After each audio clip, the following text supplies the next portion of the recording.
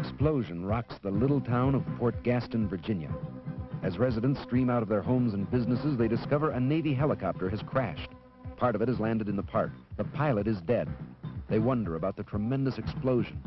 Could the helicopter have been carrying nuclear weapons? It is extremely unlikely that a nuclear weapon would be involved in such an accident. However, if it should happen, the immediate and long-term problems for local, state, and federal agencies could be very complex. The Defense Nuclear Agency, or DNA, a joint military command, has been tasked by the Assistant to the Secretary of Defense for Atomic Energy to sponsor exercises for the military and civilian accident response organizations, which would be called upon to resolve these problems. The exercises are designed to improve the nation's capability to respond to an accident such as the one described, and to develop national-level guidance for such a response. Through its field command in Albuquerque, New Mexico, DNA has sponsored 3 full-scale field exercises. This film is an account of the latest in the exercise series, Nuwax 83, and some of the lessons learned during that exercise.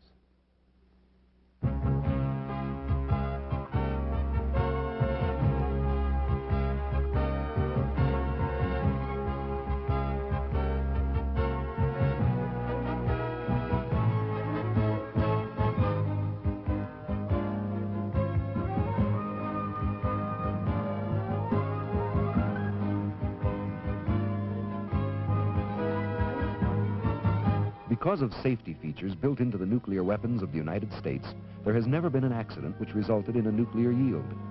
Further, no nuclear weapon accident has resulted in the spread of radioactive contamination since an incident in Thule, Greenland in 1968.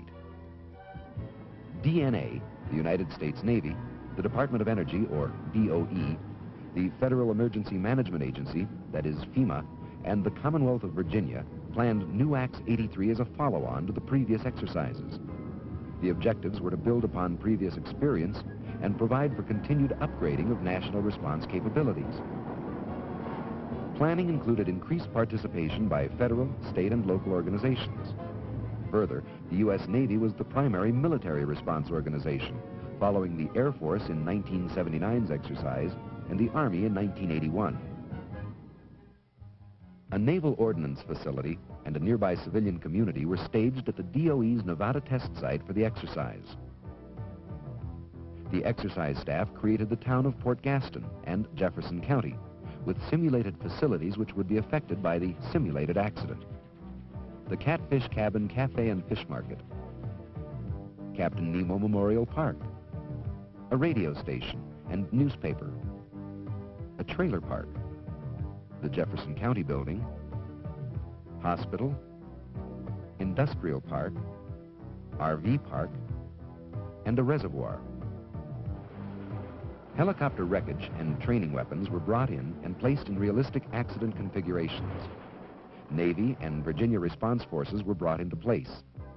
Others were pre-positioned at nearby Nellis Air Force Base to provide reasonable response times. Shortly before D-Day, real contaminants were spread in a pattern which would realistically simulate explosive dispersal. The contaminants, radium-223 and palladium-103, cause monitoring equipment to react as it would to plutonium. The radioactivity of these isotopes will decay to background levels in a matter of months. The scenario called for 2 Navy CH-46 Sea Knight helicopters, one a Marine escort and the other a transport carrying 3 nuclear weapons from the ordnance facility to another nearby naval station. A mechanical problem forced the escort to land. The transport attempted to turn around and return to the facility. Suddenly, a rotor broke off, slicing into the aircraft. As the helicopter broke apart, 2 of the weapons fell and hit the ground. One exploded and scattered radioactive debris. The front portion of the helicopter fell inside the base. The rear section fell into the park. The helicopter's crew members died, as did a fence maintenance man and a couple in the trailer park. Some civilians were injured, along with sailors and the Marine guards at the entrance to the base. The people of Port Gaston ran toward the wreckage, anxious about families and friends. Firefighters and rescue personnel responded from Jefferson County and from the base. Inadvertently, the citizens and rescuers contaminated themselves and spread the radioactive contamination from the accident site.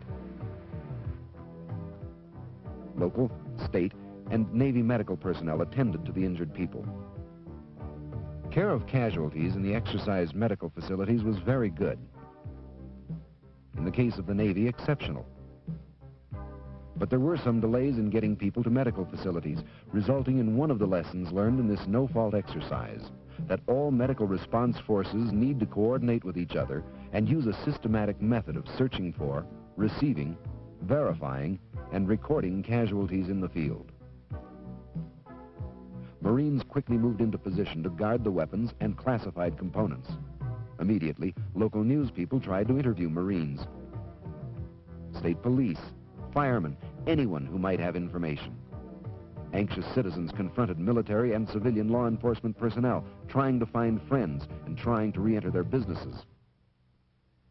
The Service Response Force Commander, Navy Rear Admiral Joseph F. Frick, sent explosive ordnance disposal teams to the accident site. These EOD teams, as they're known, first confirmed radioactive contamination. A contamination control station, or hotline, was set up to monitor military personnel and residents who were being evacuated, and to decontaminate them if necessary. It is important to note that everyone involved in the exercise, players, official visitors, and members of the exercise staff, were informed of the hazards present, monitored for contamination, and decontaminated if necessary. Permanent records of each individual's exposure history reside at DNA Field Command. The main radioactive hazard was alpha particles in the air, which could be taken into the body through the respiratory and digestive systems or through a wound. Response forces set up air samplers to monitor for airborne contamination, providing another lesson learned, that response forces need more detailed and standardized guidance than is now available on the use of air samplers. Another observation was that although the Navy and the Commonwealth of Virginia both had contamination control stations, an actual evacuation of residents and monitoring and decontaminating them would take a great deal of time and personnel. Improved procedures are required to handle evacuation of large numbers of people. Problems include decontamination of people and equipment, providing receipts for contaminated articles, and furnishing uncontaminated clothing when necessary. Meanwhile, notification of the accident reached the National Military Command Center in the Pentagon. Service command centers, DOE, and FEMA notified their response organizations. The national-level Navy crisis team, composed of experts in radiological health, explosive ordnance disposal, security, and legal and public affairs personnel, was extremely effective in using and distributing information from the scene. An impressive array of accident response specialists was deployed for Admiral Frick to call upon as he needed them. An exchange of liaison officers helped information flow between the various agencies and should be encouraged. The Department of Energy's Accident Response Group, including members from the national laboratories which designed the weapons involved in the crash, arrived early in the exercise. After checking in with Admiral Frick and the EOD team chiefs, they prepared a plan to help assess the damage to the weapons and to assist in their recovery. Other Department of Energy assets were put to use. The ARAC, a computer program, generated a plot of the predicted area of contamination using information on bomb design, wind conditions, and topographical features. The initial plot was sent to Admiral Frick via telefax in the first hour. Refined plots were provided as better data became available. Over the next 2 days, teams used the aerial measuring system data as a guideline to define the area and level of contamination around the perimeter and along the roads going through it. State police blocked roads leading into the contaminated areas. Several lessons were noted in the complex area of contamination plotting. The revised ARAC, recommended by the previous Nuwax, was extremely useful to response forces. Other organizations contributed radiological expertise. Virginia sent its hazardous materials team. Jefferson County provided civil defense personnel. The Army deployed its radiation control team, and the Air Force sent its radiological assessment team. The Commonwealth of Virginia called in the DOE's Radiological Assistance Program team from Oak Ridge, Tennessee. The exercise staff suggests that all special radiation teams should automatically be deployed to the accident scene as soon as contamination is confirmed, and that they initiate preliminary radiation surveys upon arrival. In addition, all teams should be equipped to make accurate radiological and engineering surveys. The teams in Nuwax 83 did an excellent job of finding and quantifying contamination, but they could not always pinpoint the locations of their readings within the area or accurately define the area. All response forces need to be aware of the protective clothing, masks, and other equipment they would need for an extended operation. The Radiological Advisory Medical Team discovered that one of the commercial airlines would not take their equipment with a low-level radioactive source used for instrument calibration. Response forces must ensure that details for transportation of radioactive equipment are arranged in advance with the airlines. In order to assist the Service Response Force's Radiation Health Officer and to better coordinate their response, all radiological teams should provide representatives to a joint radiological control center. One agency will supervise the center and use lists from each team as to its personnel, capabilities, equipment, and any logistical support needed. The Navy EOD teams, one from Naval Weapons Station, Yorktown, Virginia, and another from Naval Air Station, Fallon, Nevada, assessed the damage to the three weapons. According to established procedures, they reduced the immediate explosive hazard. When the DOE's accident response group arrived, the Navy informed them the high explosive in one B-57 weapon had detonated, causing extensive damage to another B-57 weapon and scattering radioactive and classified debris. A W-55 warhead was still intact. Once the accident response group had produced good radiographs of the damaged weapon, a joint recovery plan for the B-57 was formulated. There was no internal damage. Cracks in the weapon case were filled with oil to prevent pieces of explosive from rubbing together. Loose or broken components were foamed into place. Careful joint planning preceded the disposal and removal of the W-55 and the scattered components of the other B-57 as well. The weapons and hazardous weapon parts were packaged so they could be shipped to a facility equipped for final disassembly and disposal. The exercise showed that response organizations not familiar with EOD terminology often do not recognize the difference between the terms rendered safe and nuclear safe. Since a weapon could undergo a high explosive detonation even after it is declared nuclear safe, the recommendation is that EOD teams should not report to other organizations that a weapon is safe until it is both nuclear and explosive safe. Additionally, entries into the weapon locale should be coordinated with EOD teams and escorts furnished by them if necessary from a safety standpoint. Services and DOE directives should include this caution. The most critical initial public affairs problem will be to provide emergency public information and to decide whether to confirm the presence of a nuclear weapon. Local officials can be expected to announce the presence of a nuclear weapon as soon as they are aware of it. The initial response force should be the first to make this confirmation if possible, when public safety is at risk or when necessary to allay public alarm. This will allow for the coordination of response efforts and protection of the public, and will assure credibility and trust in the federal response. The Assistant Secretary of Defense for Public Affairs should be informed of the on-scene confirmation in advance, if possible, to enable him to fulfill his responsibilities in the Washington area. Public affairs officers of the responding organizations formed a Joint Information Center, or JIC, the day of the accident. Even so, public affairs people need to be prepared to function without a JIC until one is organized.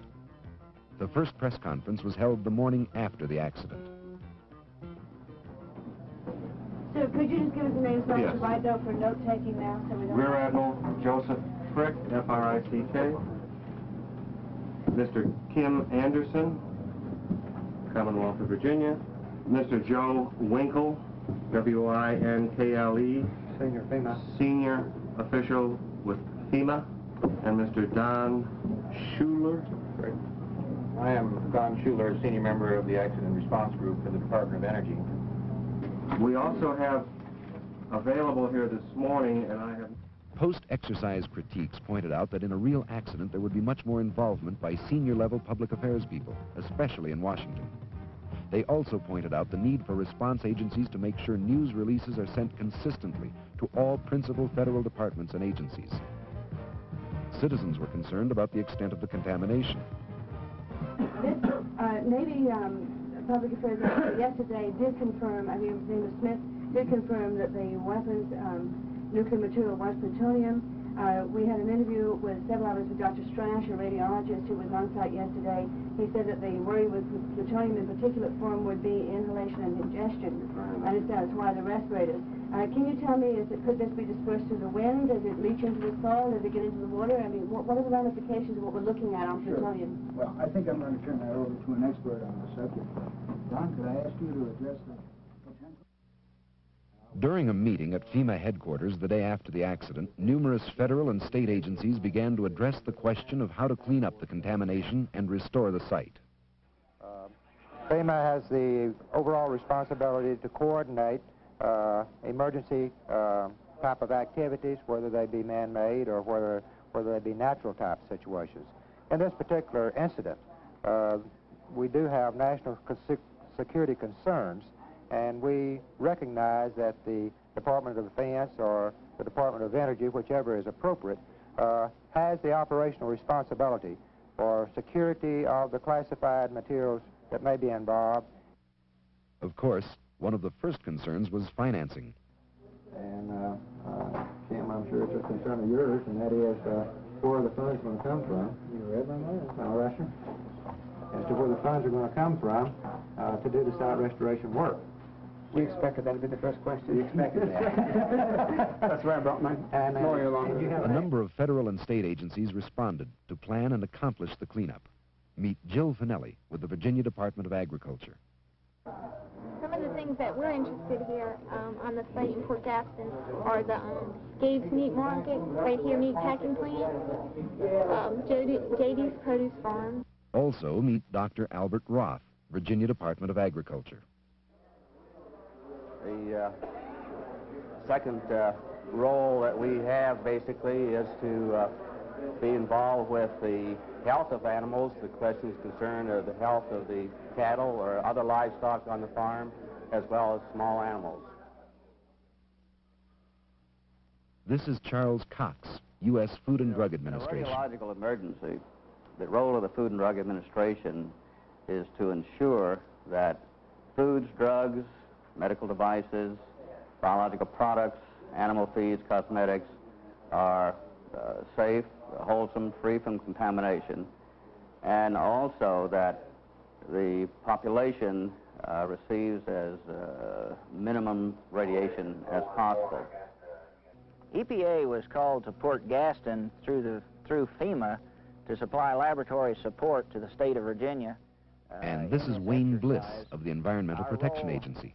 Is to provide that support through FEMA as well as represent the agency in advising the state on proposed cleanup criteria and procedures for restoration of the area. For example, this simulated sample of frog legs was collected yesterday by the state and has been delivered to us for analysis. It was previously... Inside, meet Michael F. O'Connell, health physicist with EPA. The sample that's brought in is going to be counted for looking at nucleaires that emit gamma radiation. This system here is an intrinsic germanium lithium detector, the solid-state device with liquid nitrogen stored above. The sample just goes down inside the well, which is this case is a 3,000-pound lead shield. This is Larry Brown of the American Red Cross. Working with some of the other agencies here, we're learning the capabilities of agencies that usually don't respond in natural disaster situations, and perhaps this knowledge will be useful in the future to assist in response to hazardous material situations or other natural disasters.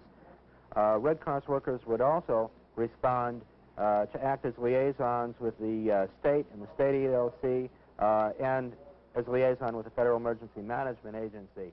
This is where FEMA comes into play to serve as the coordinator of these various federal executive agencies to provide the necessary support to the state and local governments to go about the site restoration and taking care of the public health and public safety needs of the people involved.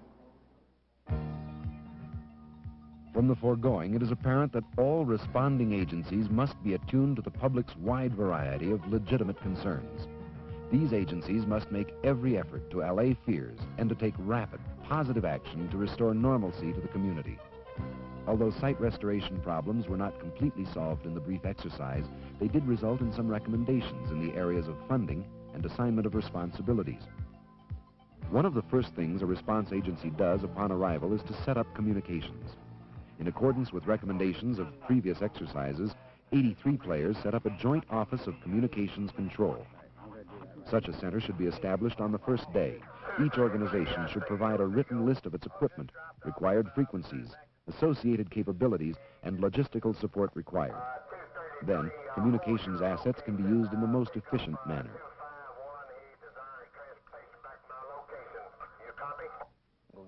This is Bill Peebles with the National Communications System. Utilize one another's resources as necessary. I can make an assessment of what our requirements are and then pull together anything that I need to satisfy that requirement. Now, I've gone around and coordinated with each one of the unit supervisors, and I've got telephone numbers that will allow me to contact them to pull in their radio net or their secure voice or their crypto or whatever we've got to have for our use down here. This then allows a senior FEMA official access to the Air Force Audit-In network, which happens to be here. We've got the Hammer Ace satellite link here. We've got the Navy, and we've got a myriad of communications resource that we can utilize. We are, and that would be in about 30 minutes, over. Fallon 10, this is Direct Command 1. Understand, recommend the RASCON to clear space. Reporting of casualties, removal of bodies, and disposing of contaminated remains were areas for learning in the 83 exercise. Anyhow, while I was up there, the explosive ordnance demolition teams, when suited up, were in their suits looking throughout the area, and my point is that while there, they brought out 3 bodies across the line. While you were there? That's right. Is that Just 3 more than the 15 that we had? No, I said brought out of the area. We said more. 3 bodies.